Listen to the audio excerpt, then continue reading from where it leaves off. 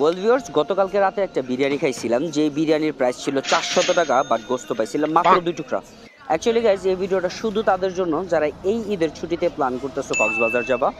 তো কক্সবাজার যে সুগন্ধা শুটকি মার্কেট বা বার্মিস মার্কেটটা আছে, এই মার্কেটের ঠিক অপোজিটে একটা হোটেল আছে যেটার নাম হচ্ছে ম্যারিন প্লাজা। আর ম্যারিন প্লাজা নামক হোটেলের প্রতিটা রুমই ছিল ওয়েল ডেকোরেটেড। তাদের পরিবেশটা খুবই ভালো ছিল, আর তাদের ফার্নিচারগুলোও বলতে পারো তোমরা ভালো ছিল।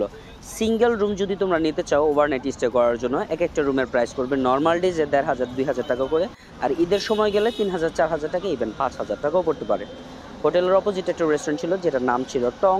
টং দোকানে মানে টং রেস্টুরেন্টে আমরা রাতে বাঁশ খেতে গেছিলাম। অ্যাকচুয়ালি ভাবছিলাম বাঁশের বিরিয়ানি খাবো, বাট লিটারেলি বাঁশ খেয়ে আসছি। ওনাদের যে ডেকোরেশনটা দেখতেছো, অ্যাকচুয়ালি পুরোটা থিমও তারা বাঁশের উপরে বেস করে সাজাইছে। ডেকোরেশনটা মোটামুটি ভালোই ছিল, বাট এটা আর অনেকে এটারে বাঁশ বিরিয়ানি বলতে পারো, অনেকে এটারে ব্যাম্বু বিরিয়ানি বলতে পারো। যাই হোক, ওনাদের যে বিরিয়ানির রেটগুলো আছে ওইটাও জেনে নিয়েছিলাম খাওয়ার সময়। প্রথমত ওনাদের এখানে যে নর্মাল ফার্মের মুরগির বিরিয়ানিটা আছে ওইটার প্রাইস পড়বে হচ্ছে 350 টাকা করে। তোমরা যদি বিফের বা গরু গোস্তের ব্যাম্বু বিরিয়ানি খেতে চাও তাহলে প্রাইস পড়বে 400 টাকা পার ব্যাম্বু। আর যদি ভাবো যে একটু ডিফারেন্ট টাইপের, একটু ইউনিক টাইপের কোনো বিরিয়ানি খাবা, তাহলে তোমরা পেয়ে যাবা পাহাড়ি চিকেন বিরিয়ানি, যেটার প্রাইস পড়বে হচ্ছে গিয়ে 500 টাকা পার ব্যাম্বু। টু বি ফ্র্যাঙ্ক, এক একটা প্লেটের মধ্যে বিরিয়ানির কোয়ান্টিটি যতটুকু ছিল, এটা যে আহামরি অনেক বেশি ছিল এমনও না, একজন মোটামুটি ভালোভাবে খেতে পারবে।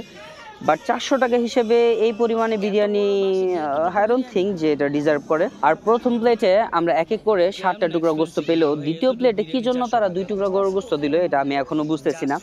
যাই হোক, ওনাদের বিরিয়ানিটা একেবারে গরম গরম ছিল, স্বাদটা আলহামদুলিল্লাহ খুবই ভালো ছিল, একটা আচারি আচারি ফ্লেভার দিতেছিল, আর তেলের পরিমাণও মোটামুটি কমই ছিল, আই মিন হেলদি বলতে পারেন আপনারা।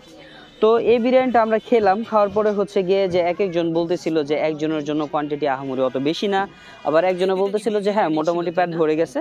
So moral of the story is, যারা একটু বেশি বিরিয়ানি খেতে পছন্দ করেন বা পরিমাণে একটু বেশি খাবার খান, তাদের জন্য আই ডোন্ট থিঙ্ক এটার কোয়ান্টিটিটা এনাফ হবে।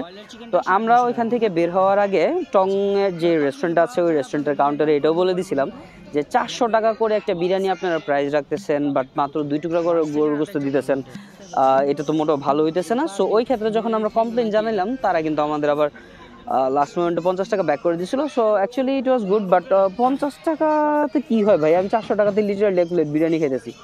যাই হোক, এটা আমাদের মোটামুটি একটা খারাপ এক্সপিরিয়েন্সই বলতে পারেন, বিকজ এইখানে এসে খাবারের দাম যে এত বেশি হয়ে যাবে এটা মোটেও আশা করিনি।